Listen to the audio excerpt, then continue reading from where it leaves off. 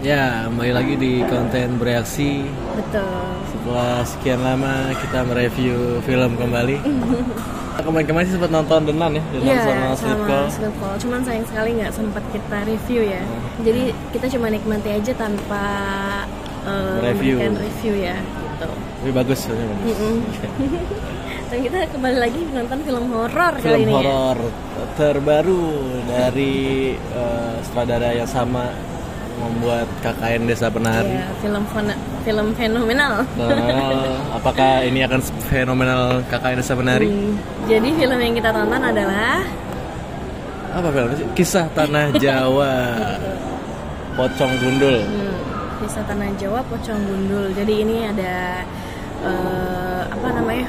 Series sih? Bukan series. Season. Diangkat dari cerita retrokognitifnya Om Hao. Dari bukunya yang dari karangannya. Dari bukunya juga yang berjudul sama, yaitu Kisah Tanah Jawa. Katanya si Om Hao nih di salah satu podcast tuh dia bilang setan yang paling serem yang dia temuin ini Pocong Gundul ini. Ya. Seberapa serem filmnya? Jadi Kisah Tanah Jawa ini dibintangi oleh Deva Mahendra sebagai Hao. Terus dan juga ada temennya Della Dartian.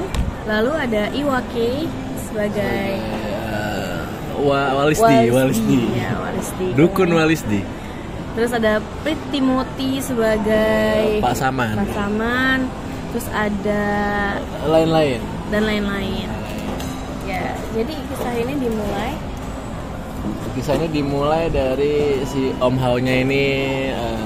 Jadi dia memang punya kemampuan buat retrokognisi ya. Jadi dia melihat kembali masa lalu. Tapi bukan Rogosuk mau bukan. Tapi modelnya seperti time traveler. Ya, jadi dia time traveler, dia bisa kembali ke masa lalu. Ya, kembali ke masa lalu, dia bisa memerasuki istilahnya ya. Ceritanya bukan merasuki, dia cuma mengintip, nempel, menduduki badannya si orang tersebut di masa lalu. Tapi dia tanpa bisa berbuat apapun gitu ya istilahnya. Jadi dia cuma melihat doang dan merasakan apa yang dirasakan orang yang pakai benda yang dia miliki ya. Iya, pakai benda yang dia punya gitu. Jadi sebagai katalisnya sendiri gitu. Lalu ternyata kemampuannya ini tuh dilihat oleh seorang pasutri yang anaknya hilang 2 hari. Kalau kata bapaknya, harusnya kita lapor polisi. Ngapain kita ke dukun? Memang benar. Harus dengar. Bukan dukun. Tapi praktisi supernatural. Singkat dukun. Ya. Memang dari awal ke polisi saja. Jadi akhirnya padahal dia udah dicari ke sudut manapun sekolah tapi nggak ketemu. Nama anaknya tuh adalah Sari. Ya, nah terus akhirnya si ibu bapak ini minta tolonglah kepada si Om Hao. Mas Hao. Iya. Ada si Hao ini untuk menemukan putrinya. Jadi dia mencoba pakai barang apa yang terakhir dipakai sama si Sari, lalu kemudian dia pakai untuk ke masa lalu. 2 hari yang lalu sebelum dia hilang. Nah disitulah. Dan dia juga sebenarnya nggak mau nih karena kemampuannya ini tuh sebenarnya buat dia ngelihat sejarah masa-masa lampau. Iya, dia nggak pernah menggunakan ini untuk hal-hal lain gitu istilahnya ya. Malah digunakan untuk mencari orang hilang. Iya. Dan akhirnya tuh dari kemampuannya dia akhirnya dia bisa menemukan, dia bisa melihat apa yang terjadi kepada Sari. Nah dari situlah akhirnya rentetan masalah malah menjadi lebih besar. Nah, pas malah ketemu si Sarinya malah dihantui Pocong Gundul. Ya, Pocong Gundulnya tuh apa namanya? Palanya botak. Pocongnya biasa. Pocong tapi dia tapi palanya tuh nggak ditutup gitu ya. Botak gitu makanya disebutnya Pocong Gundul. Gitu. Nah, orangnya gundul. Sebelum masih hidupnya gundul. Terus jadi si Sari ini ternyata dibawa sama si Pocong Gundul ini kan. Dibawa ke sumur gitu. Sebagai tumbal. Nah, karena apa tuh tumbalnya? Tumbalnya adalah tonton di film ini. Dan si Hao akhirnya terseret-lah masalah ini. Kenapa? Karena ternyata ada benang merah antara kedekatan lah. Persamaan lah. Ya bisa kalian lihat sendiri. Intinya seperti itu. Pokoknya intinya ada benang merah yang membuat si Hao ini akhirnya diincar juga lah sama si pocong gundul ini gitu. Tapi kan si Hao nggak akan berhenti di situ ya, karena dia istilahnya udah kecebur ya, sekalian aja lah berenang gitu kan. Masa nggak bantuin? Kita bantuin lah orang ini.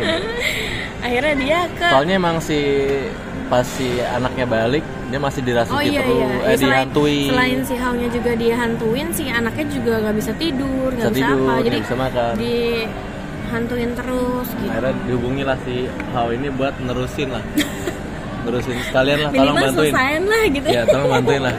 Kalau pada endingnya terima kasih doang.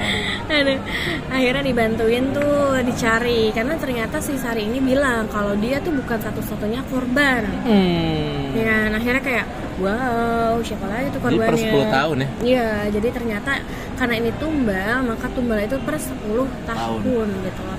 Akhirnya berangkatlah si Hao ini mencari tahulah ke pihak sekolah, dan akhirnya tahulah kalau misalkan ada si Mbah Pak Saman ini kan dulunya pernah kerja di situ. Oh iya, pokoknya intinya dia pernah kerja di situ, jadi satpam. Nah, akhirnya dia mencari tahulah apa yang terjadi kejadian 10 tahun yang lalu gitu kan. Terus ternyata si Pak Saman ini adalah bekas orang yang pakai ilmu hitam. Ya, dan dijelaskanlah asal usulnya pocong gundul itu gimana gitu. Pocong gundul itu adalah si Walisdi. Ya, dia karena kan palanya botak tuh, dia makanya jadi pocong gundul. Kalau dia kribo, jadi pocong kribo. Masalahnya nih, jadi dia tuh si Walisdi ini dukun sakti mandraguna, anjay. Terus dia karena mau dicari-cari sama polisi, mau dihukum mati, ketahuan. Nah, akhirnya dengan kekuatannya dan dia mencari pertolongan kepada jin Banaspati. Iya, untuk merubah dia menjadi seorang pocong. Kenapa jadi harus pocong? Supaya kekal. Oh, iya. Ya, supaya kekal. Tapi kan kalau jadi pocong kan dia cuma hilir mudik aja, nantiin orang-orang ngapain? Kan dia jadi bentuk diri sendiri, balik lagi ke diri sendiri. Kayak dia ngantuin itu kan. Iya. Yang dikira ini orang gila biasa kayak. Taunya memang dia tuh arwah gitu lah. Iya. Arwah dari Walisdi ini ya. Yang bagus ini adalah sebenarnya peningkatan dari film-filmnya Aoi sih. Iya, betul. Jadi ya di awal diceritain dulu asal muasal si pocong ini dan keterkaitan antara si Hao dengan Sari, dan membuat si Hao ini juga dikejar-kejar sama si setan ini juga dijelasin gitu. Secara gamblang. Intinya filmnya tuh nggak ada plot hole-nya ya, yang kita harus bertanya-tanya. Event itu mungkin bakal ada selanjutnya pun dia menyelesaikan kasus ini sendiri di sini gitu ya. Tuh, jadi jelas semua alurnya dari awal sampai akhir. Nggak tahu ya kalau misalkan kalian udah baca bukunya seperti apa, kita nggak tahu. Ya, dengar podcastnya mungkin. Ya, sebagus atau serelate apa sama podcast atau bukunya gitu ya. Tapi sih kurang lebih filmnya nggak terlalu yang mengecewakan lah. Cuman yang paling yang menjadi kekurangan kayak annoyingnya tuh berisik ya. Sound yang annoying. Jeng. Kan udah di kayak di level suara ini. Terus jadi up lagi levelnya, ya ampun. Padahal dia ngebangun dengan misalkan dia ngebangun di awal, di tengah, maksudnya di awal gitu kan dengan keheningan mencekam gitu ya, keheningan mencekam. Tapi tuh untuk hal-hal yang kayak untuk mungkin dia mau melihatnya mungkin membangkitkan emosi penonton dan ketakutan, cuma terlalu berlebihan, dari kayak aduh berisik banget gitu. Ada kali 4-5 kali gitu. Kayak gitu, dan itu ngulang sampai akhir gitu, dan itu berisik gitu, jadi cukup mengganggu gitu. Terus sebenarnya ada scene-scene yang lumayan bikin ngilu juga ya. Iya. Kayak tangan kejahit, kena jarum jahit. Terus ada tangan patah tuh. Iya. Ada tangan digigit ya. Digorok juga ada. Digorok ya, digorok. Ya cukup gore ya. Kalau untuk kalian yang tidak suka dengan hal-hal seperti itu, tutup matanya. Tapi lumayan peningkatan lah ya. Jadi memang mungkin experience si Hao ini diwujudkan banget sama si Aoi ya di film ini. Jadi ya bagus dan banyak angle-angle kamera yang udah ada di film sebelumnya. Kalau kalian nonton KKN terus sebelumnya Danur atau segala macam, nah ini banyak angle yang diambil dari situ, kayak kamera kebalik gitu. Iya. Kebalik. kan ada di beberapa film. Formula jump scare juga sebenarnya masih nggak terlalu upgrade banget gitu loh, masih yang gitu-gitu aja gitu. Jump scare yang 1 kali 2 kali bukan taunya ketiganya gitu. Sebenarnya gampang ketebak lah ya. Biasa lah kalau itu ya. Cuman dia juga bisa ngebangun mencekam untuk beberapa adegan, cukup mencekam gitu loh, yang bikin deg-degan gitu. Si Deva juga bisa mendeliver si Hao-nya dengan baik ya. Dan itu pun diimbangi oleh karakternya si Rida gitu kan. Jadinya mereka jadi kayak klop gitu untuk satu sama lain. Nggak too much ya. Nggak too much. Jadi untuk ngebangun cerita, untuk membawakan ceritanya dengan baik, jadinya oke gitu, nonton dan juga nyaman gitu.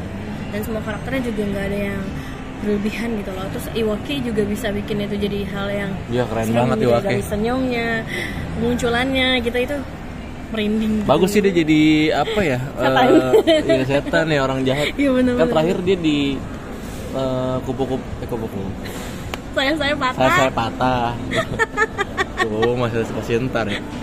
Saya patah. Iya. Itu udah keren banget jadi teroris terus kan. Iya, bener. Jadi dukun, jadi dukun. Waktu itu dia jadi orang sesat kan? Orang sesat. Teroris kan agamanya sesat gitu kan. Yeah. Nah, ini dia jadi dukun sesat. Tapi dia cocok banget sama.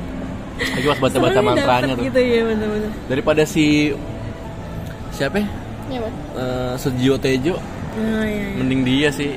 Gak boleh gitu. Enggak, maksudnya kalau Sujio Tejo kan terlalu klinik banget ya. Kalau dia tuh beneran emang penuh hati jadi dukun gitu loh.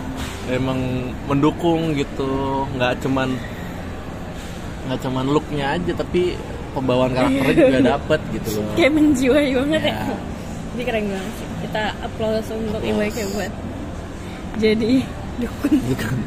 Nah, itu kelebihan dan kekurangannya sudah kita bahas ya. Betul. Ya, semoga film selanjutnya mungkin kalau misalnya ini dijadiin ada seri-seri lainnya lebih baik lagi ya. Iya dong, pasti. Soal si Hao, si Deva terakhir ngomong sih. Ini awal kisah dia bermula. Iya. Karena kan emang dia mau ceritanya pun ada banyak ya. Ada banyak. Dia mau merantau malah ngurusin orang-orang. Kata gue mending lagi cita-cita. Aduh. Sampai ke sama Risa ya. Kan sudah Danur 5 tahun depan ya. Aduh. Udah sekian. Berarti kita kasih rating ya. Rating berapa? Aku ya boleh 8/10 boleh lah. 7/5/10. Oke. Semoga peningkatan ya. Kita menunggu film Awi lagi nih. Ada lagi Do You See What I See. Katanya tuh serem juga tuh. Cuma nanti datangnya November kayaknya. Oktober atau November. Ya, sampai ketemu di konten berhasil selanjutnya. Semoga bisa review-review lagi minggu depan. Jangan lupa like, comment, dan subscribe. Bye-bye.